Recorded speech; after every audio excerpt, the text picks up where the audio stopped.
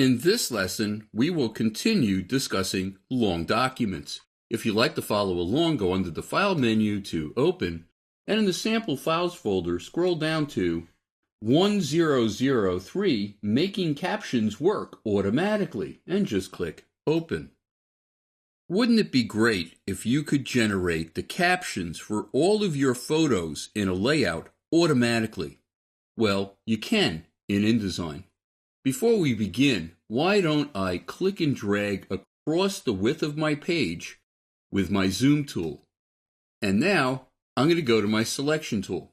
Before we do anything, first, let's go to Object, Captions, Caption Setup. This is setting up the captions for our entire document. But why is it under the Object menu?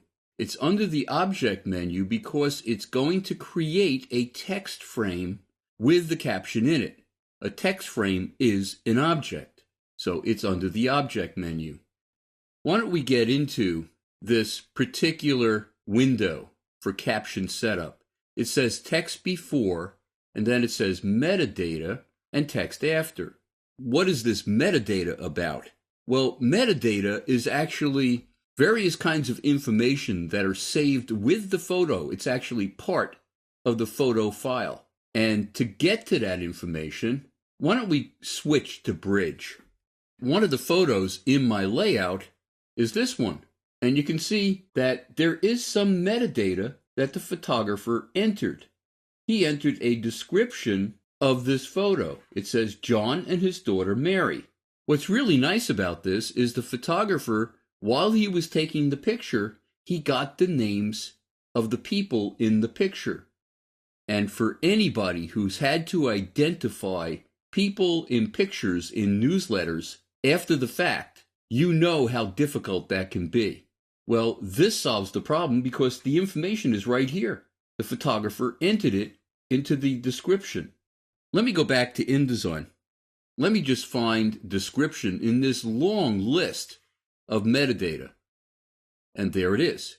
If the photographer entered a description, I could, in the text before that description, say pictured left to right, and then for that particular picture, it would pick up John and his daughter Mary. And if I had text after, I would enter it in the next field. The next section of the caption setup is position and style. Do we want our caption aligned below each photo? Or do we want it above the photo, or to the left of the photo, or to the right of the photo? We're going to leave it below. And I'm going to offset it just a little bit further away from the bottom of the image by clicking the up arrow once to make it 1/16 of an inch. Now, what paragraph style do I want to use for my caption?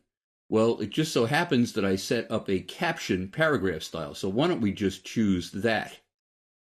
Is the caption going to be in the same layer as the image, or in the active layer, whatever I currently have selected in my layers panel, or in one of the 3 layers that is in this document?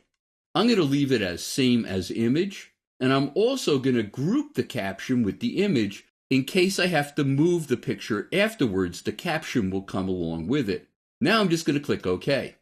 But before we continue, let me just go back into that dialog window one more time. Captions, Caption Setup.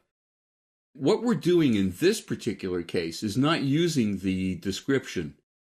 I'm going to use the name of the actual file. So we're setting up a contact sheet for all of these pictures for our client to pick the images that he wants to use for a certain article. So I'm just going to click OK. And now I'm going to click and drag across all of my pictures at once. Let me fit the page in the window by going to View, Fit Page in Window. I'm now going to go under the Object menu again to Captions. And there's something called Generate Live Caption. There's also something called Generate Static Caption. A live caption will actually change if the information, the metadata about the file changes after it had been placed in InDesign. It updates. Generating a static caption, it will not change. We're going to do it as a live caption. And you can see it added the file names of each and every one of these pictures. I would export this as an Acrobat and send it to my client so he can pick out which photos he wants to use for the article. In the next lesson, we're going to continue discussing long document features.